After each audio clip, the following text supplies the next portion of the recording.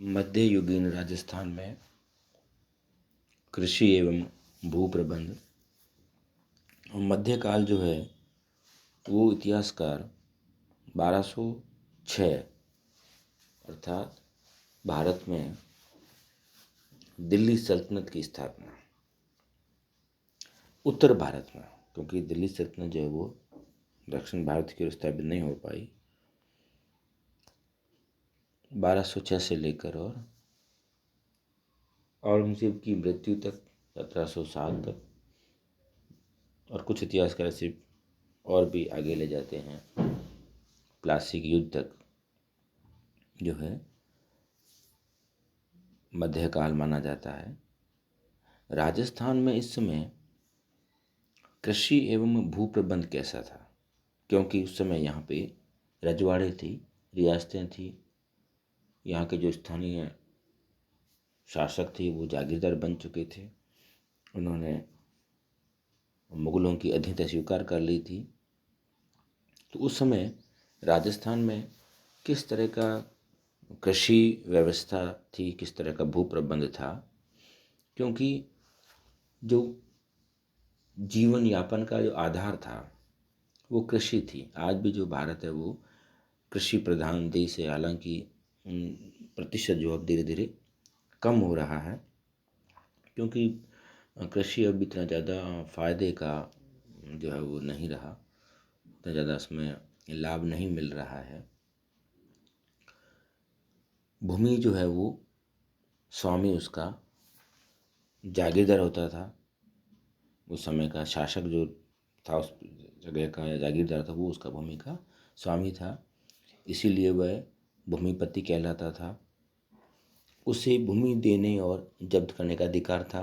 कृषक भूमि का स्वामी नहीं था, वो केवल उसका जो काम है वो केवल खेती करना था, और उसमें से जो भी फसल होती थी उसका अधिकांश जो हिस्सा है वो जागीरदार को, जमींदारों को दिया जाता था। साधारण स्थिति में जब तक लगान बराबर दिया जाता था तो पीढ़ी दर पीढ़ी वही भूमि मूल पुरुष के वंशजों के अधिकार में चली आती थी और उन्हें बहुधा अपनी भूमि से वंचित नहीं किया जाता था, जब तक लगान जो है वो भाग जो है वो मिलता रहता था। किसान वास्तव में खेती की भूमि जो वंशानुक्रम में चली आती थी उसे अपना निजी समझता था। राजस्थान में भूमि का स्वामित्व के विचार से 4 वर्गों में विभाजित किया जा सकता है, जैसे खालसा भूमि है, जागीर भूमि है, भूम भूमि है और शासन। जो खालसा भूमि है वो राज्य के सीधे स्वामित्व में थी, मतलब जो जागीरदार जो था, शासक था, उसके सीधे ही वो अधिकार में थे। उसका जो भी लगान होती थी वो सीधे उसके राजकोष में जाती थी, और इसमें लगान वसूलने का, वसूली करने का, लगान में छूट करने का काम सीधा राज्य के अधिकारी करते थे। इसमें नीचे उसके जमींदार नहीं होते थे। जागीर वह भूमि थी जो राज्य की ओर से सैनिक सेवा या अन्य सेवाओं के उपलक्ष्य में सामंतों या कर्मचारियों को दी जाती थी। ऐसी भूमि को बदलना या बेचना बिना राज्य की आज्ञा के संभव नहीं था। जागीरदारों को सतर्क बनाए रखने के लिए उनकी जागीरें अदल बदल की जाती थी और उन्हें कम या ज़्यादा भी किया जा सकता था। भूम ऐसी भूमि थी जिस पर कोई लगान नहीं था, परंतु भूमियों से सरकारी सहायता के लिए सेवाएं अवश्य ली जाती थी। और जो शासन है, जिसे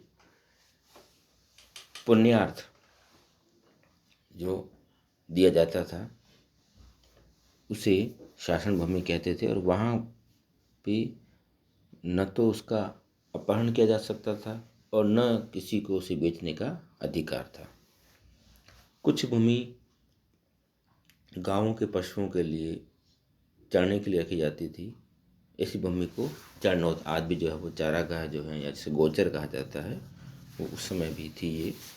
इसके अलावा औरण्य जो है, जो जहाँ पे जो वृक्ष और जो पौधे वगैरह उन्हें काटने का अधिकार नहीं था, कि जो उसे किसी देवता से जोड़ दिया जाता था ताकि उनका संरक्षण हो जाए, तो उसे जो है वो ओरण कहते थे। और आज भी ये परंपरा चली आ रही है। जिस प्रकार भूमि का स्वामित्व के विचार से वर्गीकरण था, उसी प्रकार खेती की क्षमता की दृष्टि से भी भूमि का विभाजन किया गया था। मतलब खेती से जो उपज हो रही है, वो ज़्यादा उपज वाली ज़मीन कैसी है, कम उपज वाली है, बंजर है, तो उस आधार पर भी उसका विभाजन था। प्राचीन काल में एक चमड़े के पात्र से खींची जाने वाली भूमि को कोषवाहक, कोष जो है पानी निकालने का काम आता था, कोषवाहक कहते थे। तालाब की भूमि को तलाई, नदी के किनारे वाली भूमि कच्छ, और कुएं या गड्ढे के पास वाली डिमडू, और गांव के पास वाली जमीन को गौरमो कहते थे। 17वीं और 18वीं सदी में उपज के अनुसार उनका वर्गीकरण किया गया। जैसे सिंचाई की सुविधा वाली जमीन पीवल, पानी से भरी हुई गलथांश, जोती जाने वाली हकतबहत, काली उपजाऊ जमीन माल, पहाड़ी जमीन मगरो, कंकर वाली जमीन कांकड़ इत्यादि हमें नाम मिलते हैं। इन सभी प्रकार की भूमि को क्वारी और बटा या कटका में बांटा जाता था और उन्हें कुएं, नदी, तालाब, नहर आदि से सींचा जाता था। अरहर जो होता था, कुएं से पानी निकालते थे सिंचाई के लिए, और चरस या चमड़े की टोकरियों से सिंचाई की जाती थी। कहीं कहीं नदी के ऊपर गड्ढे में पानी लेकर सिंचाई होती थी और कहीं तालाबों से नहर ले जाकर भूमि को सींचा जाता था। बाबर ने बाबरनामा में भारतीय सिंचाई के ढंग पर काफ़ी प्रकाश डाला है।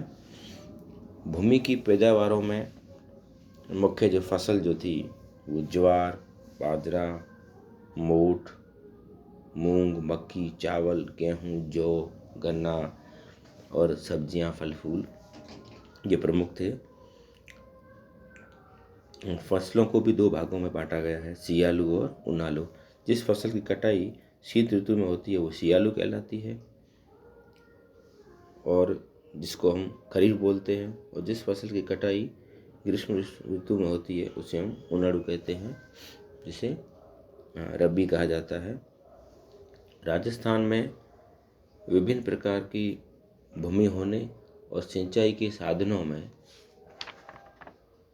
भेद होने से अलग अलग भागों में अलग अलग प्रकार की उपज होती थी। जैसे रेगिस्तानी भाग में ज्वार, बाजरा अधिक होता था, और दक्षिणी पश्चिमी राजस्थान में गेहूं और चावल प्रधान रूप से पैदा होते थे। सिंचाई के साधन वाले भागों में गेहूं, चना और दालें होती थी। प्रतापगढ़ और माल की भूमि में, जो ऊपर माल जिसको बोलते हैं, भूमि में अफीम और कपास पैदा होती थी, और कस्बों में सब्जी और फल फूल बोए जाते थे।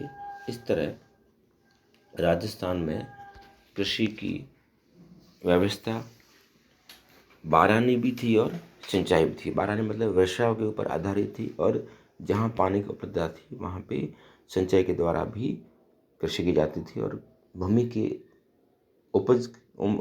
की उर्वरता के आधार पे फसलों को बोया जाता था। लेकिन भूमि का स्वामी किसान नहीं होकर उस समय का उसका जागीरदार या शासक होता था, और जो लगान लेते थे।